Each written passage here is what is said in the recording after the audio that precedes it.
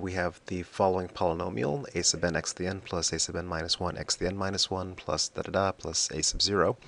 And we want to prove the following properties of the polynomial. The first thing that we wish to show is that the graph of the graph is unbroken. That is, it can be drawn without lifting the pencil. Basically, in a nutshell, and almost all of these properties are going to have the same first line, f is continuous. It's a polynomial, and from calculus we know that polynomials are continuous. And continuous function means that we can draw without lifting our chalk off the pencil, or lifting our pencil off the paper.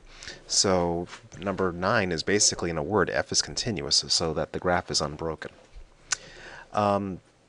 Number 9, part B, the graph is smooth, that there are no abrupt changes of direction. For this one, basically f is a polynomial, and therefore f is differentiable. A differentiable function is one that doesn't have any abrupt corners. So if I can spell differentiable on the stylus, that's the issue that allows there to be no corners when you sketch the graph of a polynomial. The absolute value function has a corner, so something like this is continuous, but that is not the graph of a polynomial because the polynomials all have derivatives, and in this function there is no derivative at the origin. Number 3, f of a is less than 0 and f of b is greater than 0, then f of x is equal to 0 for at least 1x between a and b. So for this one, the proof starts f is continuous, and therefore f satisfies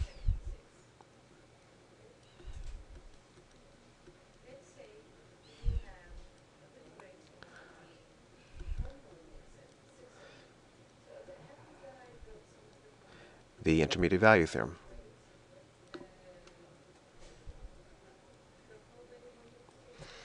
And this part 3 is basically the intermediate value theorem. If f of a is less than 0 and f of b is greater than 0, then f of x has to be equal to 0 for at least one point x between a and b.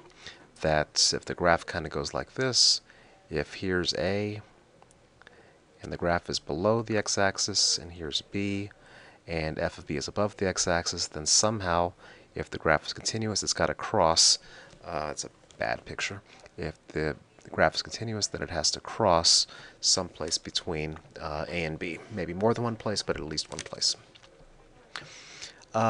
Number 9, the long-range behavior of f of x is the same as the long-range behavior of f of y equals a sub n times x to the n.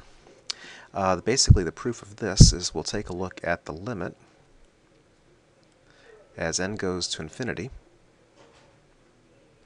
of f of x divided by a sub n x to the n.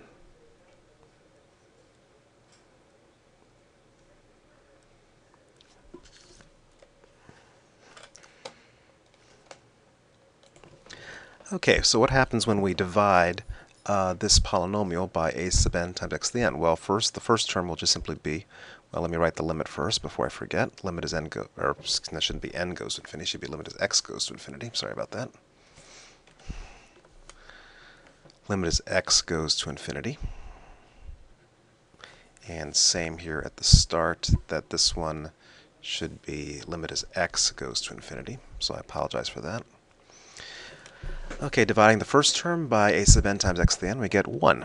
Then dividing the next term, we get a sub n minus 1 over a sub n times x, because x to the n minus 1 divided by x to the n gives us an extra x in the denominator.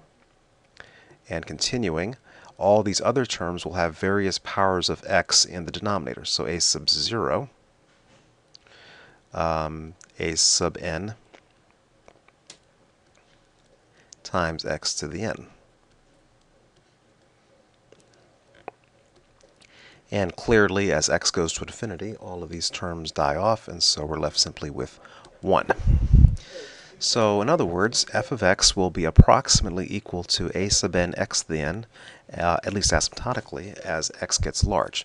Now this is true if x is going to plus infinity, also true if x is going to minus infinity. the same limit applies, that all these fractions are going to 0. So the long-range behavior of f of x can be determined by just simply looking at the leading coefficient by doing these actually two limits, limit as x goes to infinity and limit as x goes to negative infinity. Finally, the last part to show that the y-coordinate, the y-intercept of f of x is a sub 0. Simply just plug in the number 0 for x, and then if you plug in 0, all these terms are equal to 0 except for the constant term a sub 0. So the constant term gives the y-intercept just the same way that if you have y equals mx plus b, the b gives the y-intercept.